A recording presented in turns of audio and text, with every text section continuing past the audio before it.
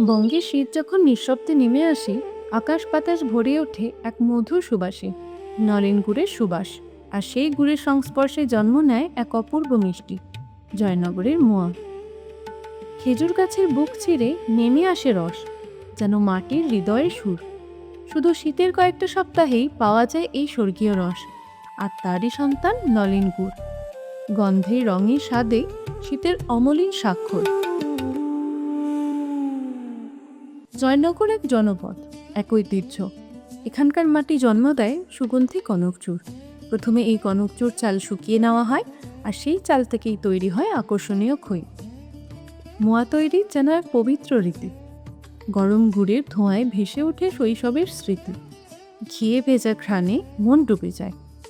হাতের তালুতে গোল হয়ে ওঠে মাটির ঘ্রাণ মেশানো এক পরিপূর্ণ বৃত্ত, যেখানে কেবল স্বাদ নয়, থাকে মানুষের শ্রম, ভালোবাসা, ঐতিহ্য। আমরা ছোটবেলা থেকে এই কাজ করি। মোয়া বানানো মানে শুধু রোজগার না, এটা আমাদের গর্ব।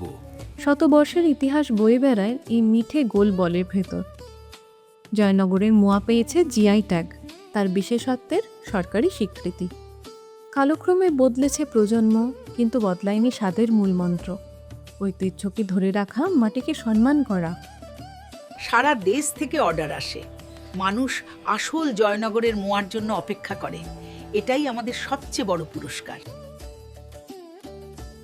আজকের দিনে জয়নগরের মোয়া শুধু গ্রামে নয়, পৌঁছে যায় সারা দেশে, এমনকি বিদেশেও। প্রতিটা বাক্স খোলে বাংলার এক টুকরো শীত। অনেকের কাছে এটি শুধু মিষ্টি নয়, ঘর, স্মৃতি আর মাটির গন্ধ। যারা দূরে থাকে, এক বাক্স মোয়া মানে বাড়ির ভালোবাসা। জয়নগরের মোয়া শীতের স্বর্ণমুদ্রা।